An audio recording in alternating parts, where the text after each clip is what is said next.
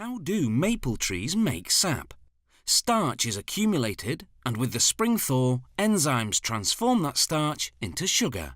When the trees absorb water through their roots, it mixes with that sugar to make sap. Long before settlers came to North America, the Native Americans revered the maple tree. In early spring, they'd pierce its trunk with a tomahawk, then place a wood chip under the hole to channel the sap into a bark container. Then they boiled the sap over a fire in clay pots. Today, most producers use tubing instead of sap buckets. No more trudging through the snow from tree to tree.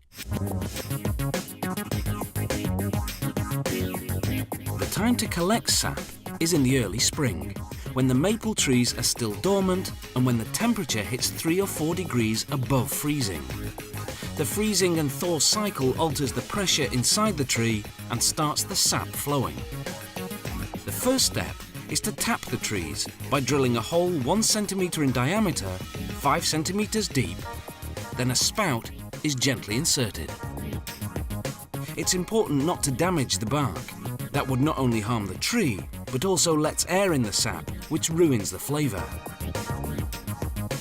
You don't see too many sap buckets around anymore. Today, sap is pumped through polyethylene tubes, which lead to a pumping station. Sap is 97.5% water and only 2.5% sugar. To transform the sap to syrup, it's boiled down. It takes 40 litres of sap to make just 1 litre of syrup.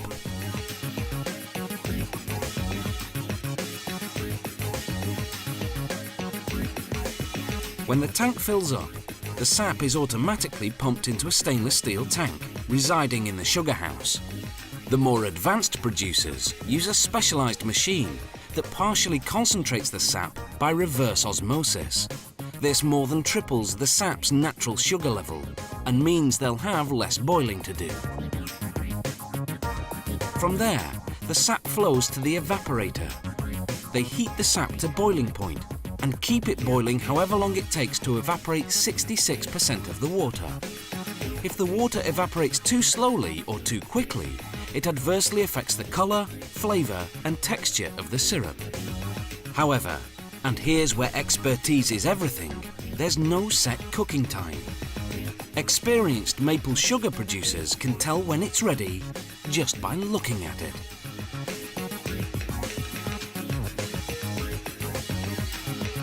The sugar level is tested using a device called a hydrotherm.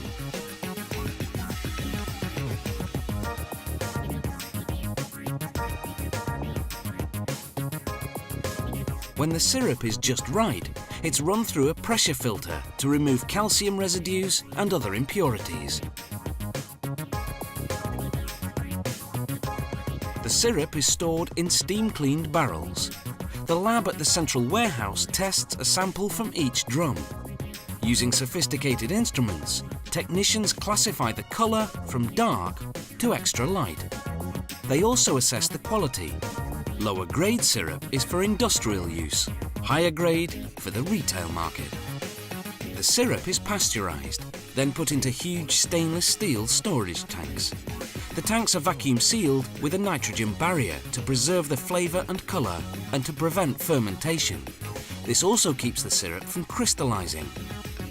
The lab then uses an instrument called an atomic absorption spectrophotometer to analyse the syrup's mineral content, making sure it meets market standards.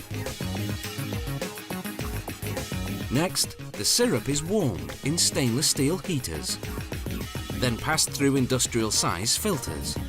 This step ensures the syrup will be perfectly clear.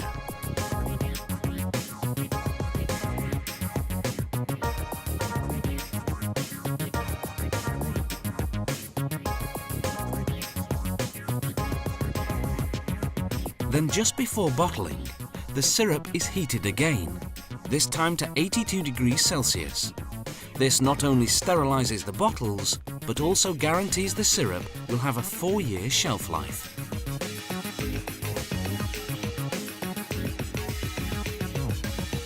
Maple syrup is high in sugar, but has fewer calories than honey or brown sugar. It's 100% pure and natural. And it's a good source of 3 essential nutrients: calcium, potassium and magnesium. And of course, it tastes great on pancakes.